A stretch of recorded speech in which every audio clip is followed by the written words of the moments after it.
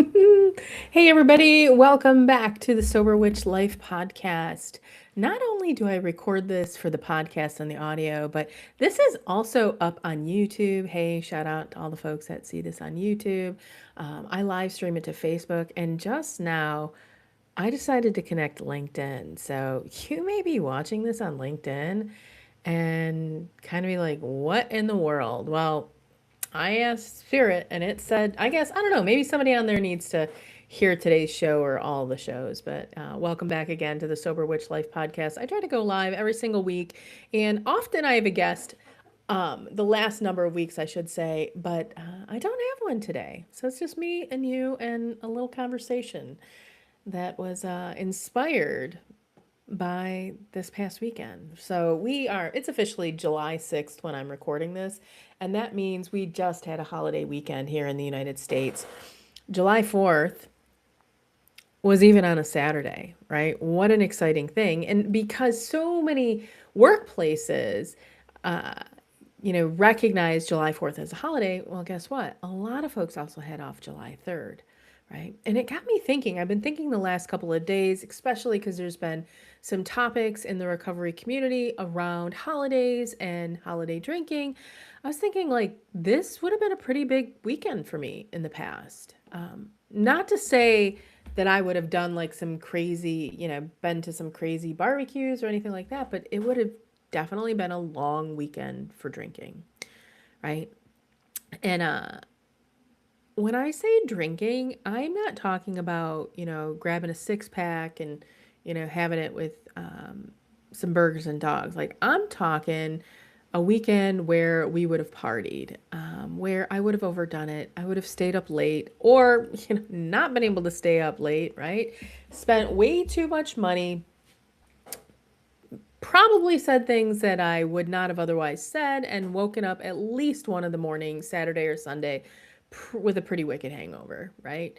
Um, these were the mornings that were hard. Like, I would wake up and the anxiety would be there, my body knew, right? Like, or, just my body didn't know, so to speak, but it was only because I kept convincing myself that it wasn't really there, right? Maybe the head was pounding and I dismissed it and just said, "Oh, it's the weather. Oh, it's because I was out in the sun all day yesterday."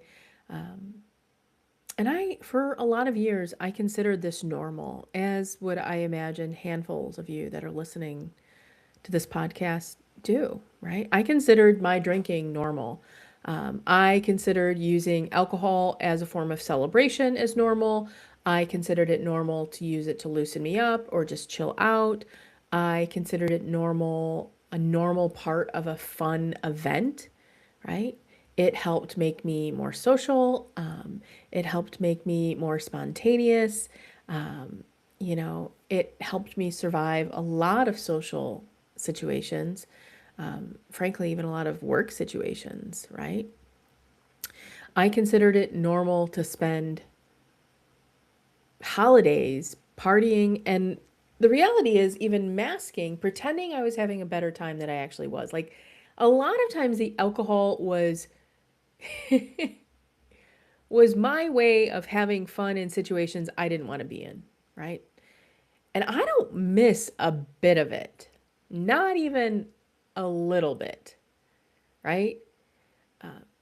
But I know there are a lot of folks that are around me because of the work that I do, because of the work in the recovery community that I do, that are still questioning it. They're early in their recovery, or, maybe they've even got some time, but they're still questioning it and trying to figure out what their stand is with alcohol or drugs, or, here in the state of Michigan, we have legalized marijuana now, right?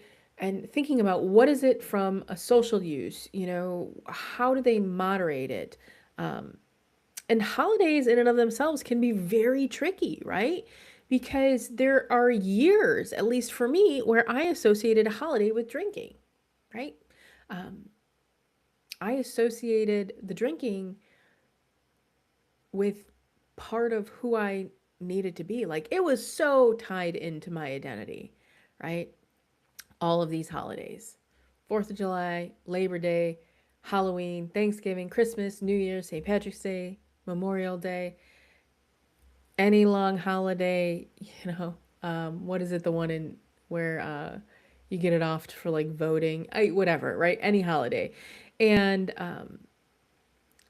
these days can, for a lot of us, even those of us in long term recovery, stir up a lot of those cravings, the memories. Like, I mean, if you're on Facebook, you might get some memories and you're going to see them. If you use Google Photos, and I imagine like the iPhone does this too, your photos are going to show you, right? So it's going to bring up memories and you might feel some grief. But this morning, as I sat there and kind of prepared all my content for the day and what I wanted to talk about, I wasn't just thinking about the folks that are already in recovery that are struggling. I was really thinking about all of those individuals that are still out there, right? The ones who are still dancing around moderation, the ones that are still telling themselves it's not really that bad, the ones who have something incredible happen in their life and their first thing that they think about is going out and celebrating with a drink, right? This is what I was thinking about this morning, right? Not just the holidays, not just the memories for me, but all of the signs, and there are a lot of them when I look back at my own drinking, right? So many signs, and a lot of them were really obvious. The kinds that I think any person would say was a red flag. And then there were a number of them that were just kind of weird and unusual, right? So I figured I would talk a little bit about them because maybe somebody needs to hear it, right? Not because I want to shame anyone, right? Or, put a diagnosis, but because I know that I had all of these things happen. And I do wish that at some point, maybe somebody would have sat me down. I don't know if I would have listened, but maybe somebody would have sat me down, or I would have heard something, or I would have read something that I could see myself in, right? Because I missed all these signs. It took me till I was 40. Yeah. Some of the obvious ones, right? We'll start with there. Driving when you knew you shouldn't have been, right? And I think we rationalize this a lot.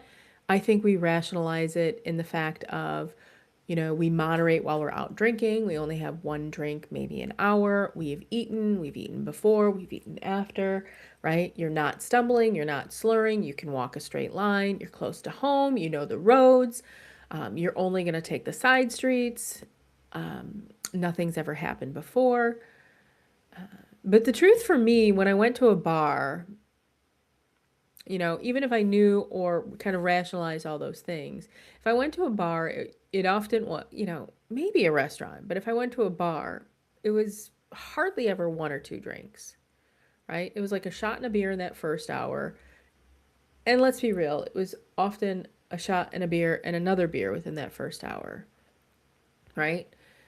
And I really think that this is denial that sneaks in at this particular point, right? I've only had a few drinks.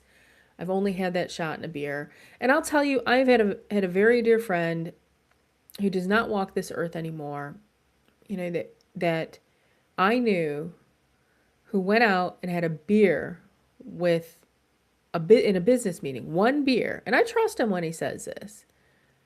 And got pulled over and still managed to breathe over that 0.8, which is here in Michigan, right? So like my body and my spirit knew, and I think I knew, but there were a lot of times that I chose to drink without getting a designated driver or having a safe plan, or, Ubers and Lyfts and all these weren't a thing until I was in the latter part of my drinking career, right? But these are all signs, right? And another sign, I think, is waking up with a hangover. And I'm not just talking about the dramatic ones, right? Like, oh, I can't move, I gotta put my sunglasses on. I'm talking about any hangover, right?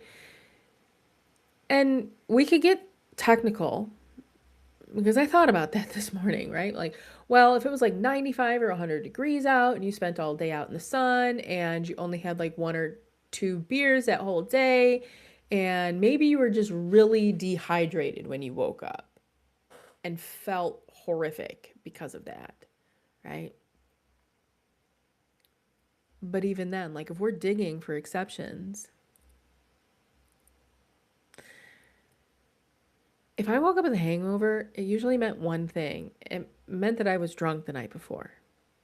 It didn't matter how many drinks that I had. Like, the reality is, if I was drunk, it was certainly more than one, more than two.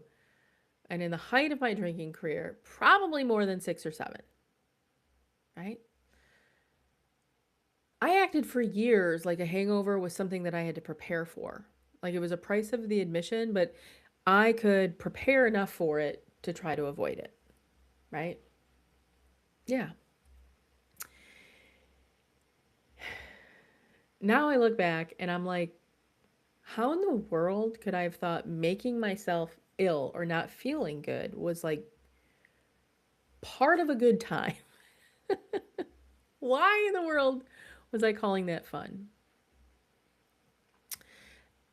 Another kind of sign is, I think, another obvious, right? Again, any type of trouble with the law. And I'm not talking about just like jail time, like getting pulled over and tossed in jail. I'm talking about like being at a party and the cops show up. I'm talking about somebody starting to, talk about, oh, we need to turn the music down because we don't want the cops to show up. I'm talking about a traffic stop, or, like maybe where somebody ran a stop sign and got pulled over and got a ticket, but you're just grateful that it wasn't a DUI, right? Like nothing really bad happened, but the law enforcement was involved in some way, shape, or form, right? And just because nothing happened doesn't make it okay, right? Sometimes it means you got lucky. And I think this is a really, really dangerous place for us to live in, because in that space, we are 100% mistaking luck for evidence that we got it all under control, right? Yeah. And there are, of course, not just those obvious, there are ones that are just like normal drinking culture, right? Let's talk about the pregame. Let's talk about the pre-drink before we go out and drink, right? And this one's often like, I'm going to go ahead and have one or two drinks, and then we're going to hop in the Uber, and then we're going to go to the club, or we're going to go to the party, or whatever it is, because, well, they never have the good stuff there. Or, my God, their beers there cost $8, right? So we think we're just being smart to save some money, right? I know I thought it was practical. Them drinks are really expensive at a bar.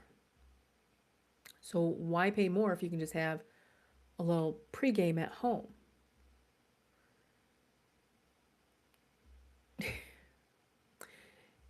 Yes, I was saving money, but the reality is I kind of wanted a head start most of the time. I wanted my inhibitions to drop a little bit before I had to enter the room and enter the party. I had to enter the club, right?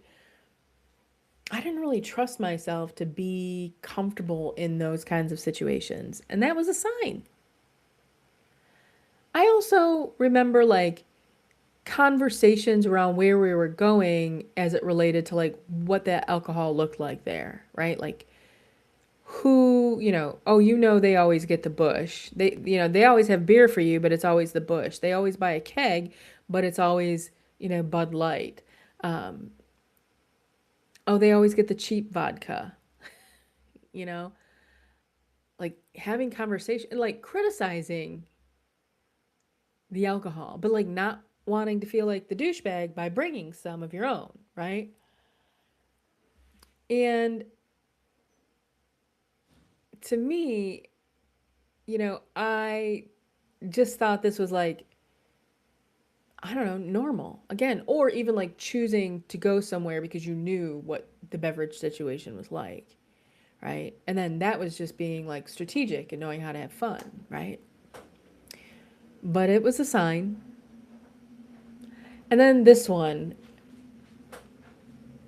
the always making sure that I had alcohol at home, right? And not like in the way of it was hiding, like I had it, vodka bottles stuck in the toilet tank or anything like that, or hidden on the shelf in the garage or tucked away in the basement. I mean, like just making sure that there was something at home, like calling my partner on the way home and saying, "Hey, like, did we finish all that beer last night? Do I need to pick something up?" Right? Uh, going out, to dinner and having a drink or two and being like, "Oh, we got to stop on the way home because I think we've only got about 3 beers left in the fridge." Right? And like sometimes it was even the decision itself, like trying to decide of whether or not I was going to pick up a fifth of vodka or a fifth of tequila. Like it really mattered. Like for some odd reason, it was, I had to have like the perfect beverage. When in the reality was, most of the time it really didn't matter. I just wanted the buzz. And then there are some really silly ones. The one that I still to this day, I'm just like shocked at. But you know, falling asleep on the toilet, which I've done plenty of times. Yeah, falling asleep on the toilet. I would get up, I'd be out drinking, come home, go to bed. I'd get up in the middle of the night and I would sit down and I would fall asleep. My partner woke me up more than one time and helped me back to bed, and then eventually stopped trying to wake me up. He got tired of getting up. And so I would wake up in the morning on the toilet and I would think that I had just sat down, right? And I look back at this and I think about my younger self and I'm like, really? Really? Couldn't I recognize that? But I laughed it off. There are other signs, as far as like my body goes. And I remember being out on a boat once and not being able to actually like get back up into the boat, right? Because I was like so wasted at that point. It was hard for me to like keep my bearings straight in the water, in the waves. I can remember again another water one, diving off a platform into the water and hitting the water at such an angle that I ended up with a bruise that pretty much extended the entire length of my thigh. Which, yeah, I mean, the amount of bruises or sore spots or, gosh, I even remember now a time where I told my partner that I could take him in wrestling. And I woke up the next morning so tore up because I guess, I don't know, I thought I was, I don't know, famous wrestler. I mean, insert Hulk Hogan, right? So how many injuries, bruises, scrapes, cuts do we have to have where we have no clue how in the world it happened? For our bodies to be telling us this truth and us just to keep minimizing it. And then there's all of the chaos, right? Where you've got other individuals around you that are, what I'll say, worse off. They're so drunk or intoxicated or messed up that they're falling over or throwing up or peeing somewhere that they shouldn't be peeing or becoming an emotional disaster by the end of the night or just absolutely not the person that you showed up with. And yes, I have had a friend pee in a closet of mine. 0 out of 10, do not recommend. But the truth is when you've surrounded yourself with people that drink and party the way that you do, it becomes easy to feel like it's nothing wrong, like it's just a big joke. It's just something we're going to laugh about in the morning over coffee as we try to figure out who in the heck is going to make breakfast, right? We think that everybody has one of these friends, but not everyone does. And even if it happens, it doesn't mean that it's healthy. It just means that everyone around you is operating in the same chaos. And this was really hard for me because it meant I didn't just have to look at my drinking, I had to look at the environments that I was putting myself in, right? The decisions that I was making around the people that I was hanging out with. And then, of course, food tells a whole nother story, right? Making sure that you have food in the house so that when you come home you can eat, so that, again, that hangover isn't quite as bad as it was going to be. Or stopping on the way home because you know there's no food in the house, and then waking up the next morning absolutely regretting those choices, right? I don't think I've ever woken up and thought, hey, White Castles at 2 a.m. was a really good idea. For those of you that are not familiar with White Castles, little slider hamburgers. Delicious. Horrible choice, though.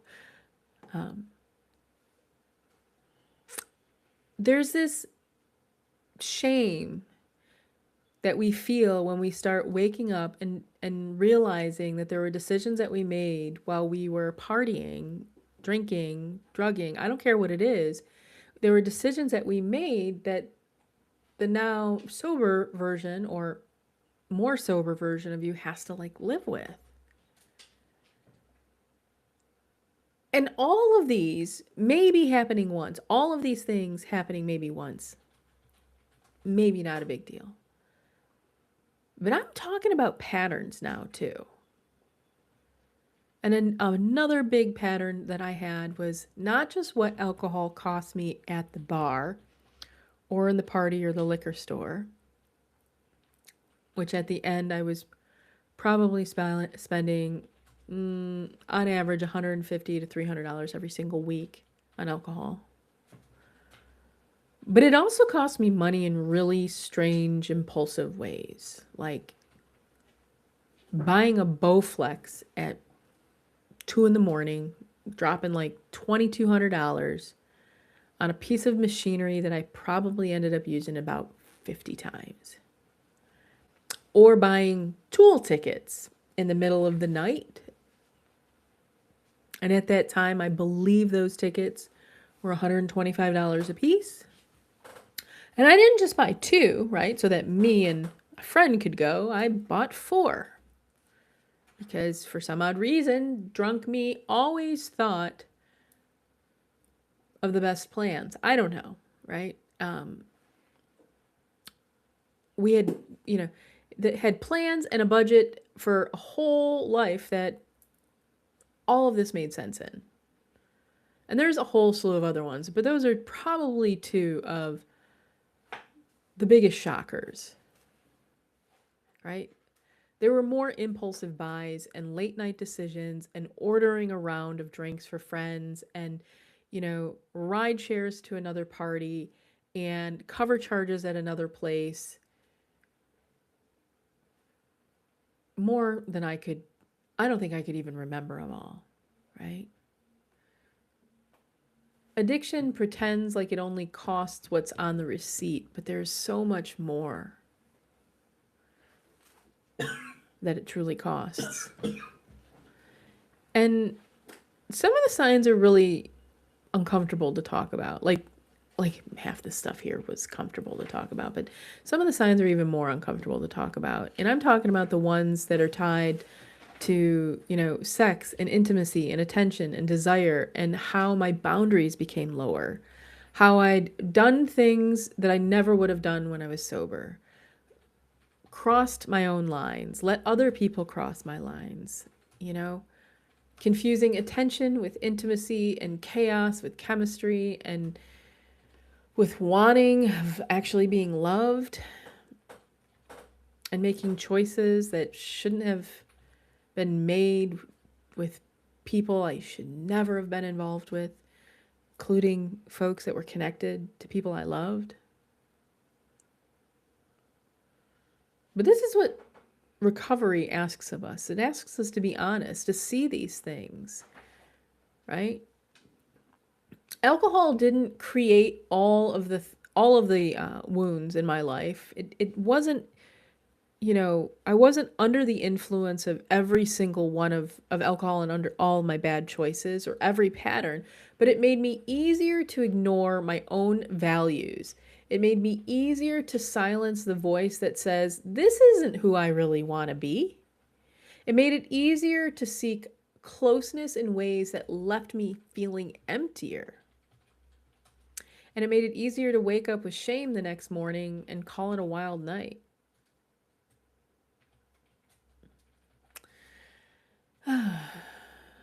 Alcohol kept taking from me,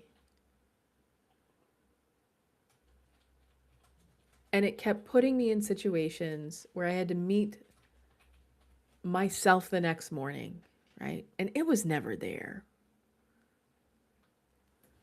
Which gets us to the last. And I've had a lot of conversations with folks that have struggled with addiction around this one, and that is all of the rules around moderation, right? I'm only going to drink on the weekends. It's only going to be Friday and Saturday night. It's only going to be Saturday during the day. It's only going to be after 6 p.m. I'm only going to have beer. I'm only going to have wine. I'm never going to do another shot again. I would only have one shot if I'm going to have a shot. I have to use club soda as a mixer. It's only going to be light beer. I won't drink at work functions. I'm never going to drink in front of these people. I won't drink alone. I only drink at the house. I won't drink 2 nights in a row. I'm never going to do this one again. And the rules can make us feel responsible, right? They can make us feel like we're managing it. Like we got it. But people who have peaceful relationships with alcohol, they don't make rules. They don't moderate. They don't even think about their drinking.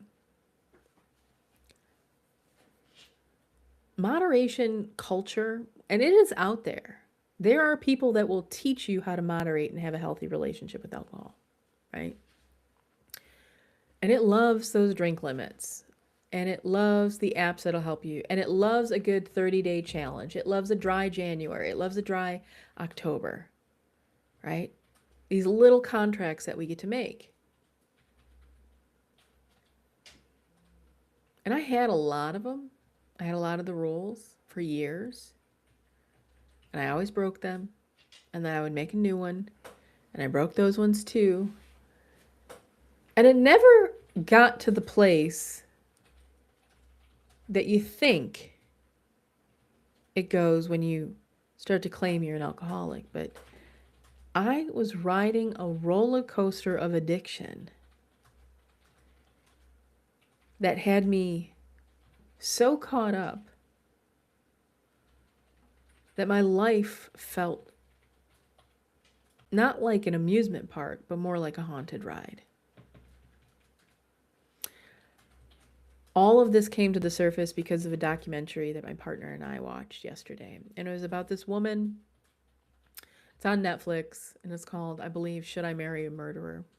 And it's a story of a woman that falls in love with a man who eventually admits to her that during one drunken night, him and his brother hit a cyclist and killed them. And you watch in this whole documentary how she's like torn by this, like horrified that this happened, but yet she keeps going back to him.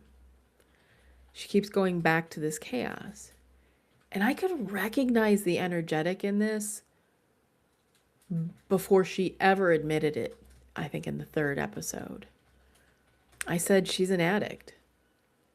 Like, this is why she keeps going back. I knew her. Like, I knew the pull. I could recognize how she could be just so clouded to the dysfunction. How I know how substances can distort our reality and how this like chaos and excitement can feel like love, like intense connection. And this is what she was describing with this man. And sure enough, in that third episode of the documentary, she came out that pretty much the entire time they'd been together, she'd been drinking and doing cocaine with him.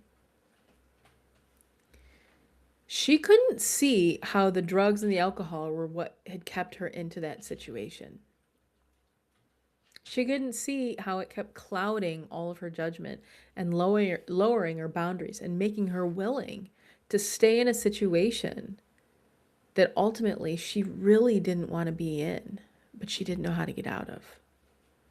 And I felt so many things for her. You know, I felt sad. I felt sad for everyone that was involved. I felt sad that she couldn't see it. She couldn't recognize it, that she had found her way with this person that, you know, not blaming him, but just was in his own chaos. And I felt sad for all of the people still inside lives where they can't quite see it. Things aren't well. Things aren't going well. Things keep happening, and they keep trying. But yet they never want to look at any of their substance use.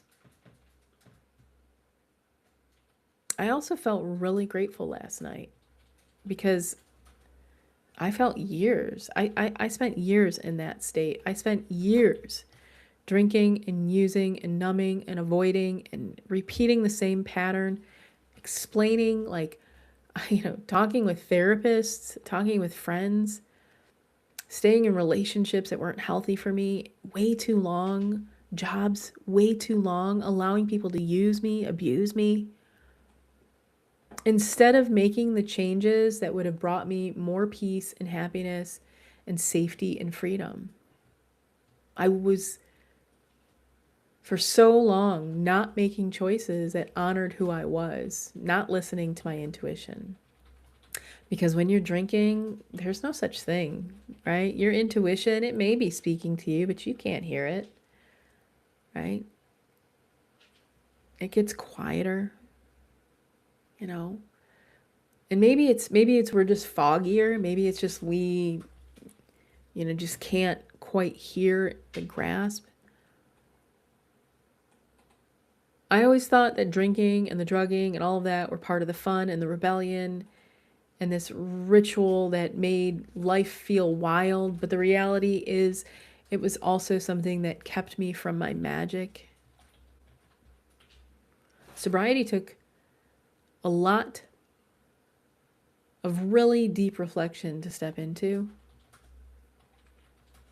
And it gave me my power back.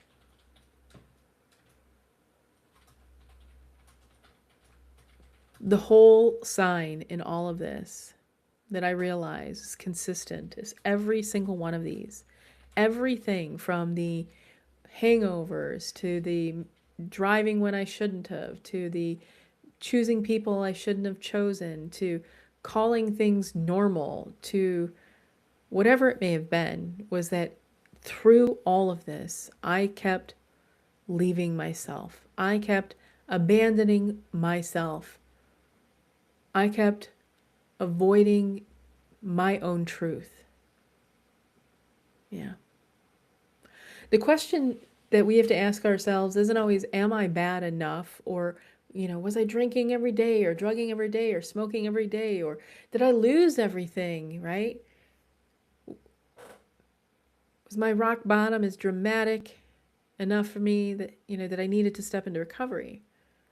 The question is, how often am I abandoning myself? How often am I waking up in shame?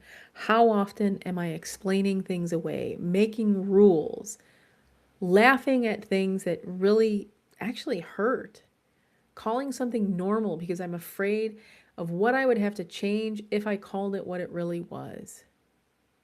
How often am I staying in situations that I know are not bringing me happiness? That's where recovery starts.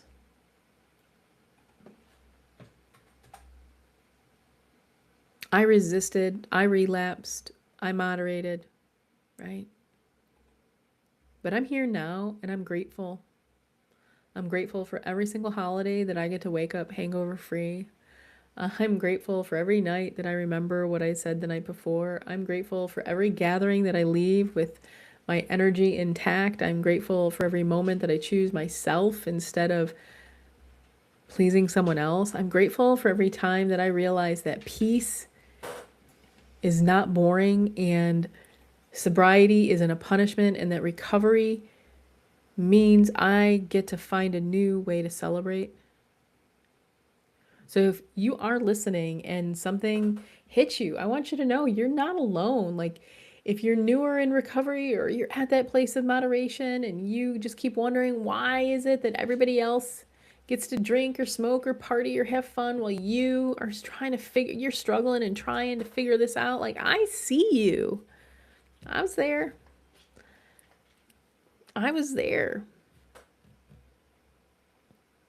If you are that person that's just questioning, yeah, I see you.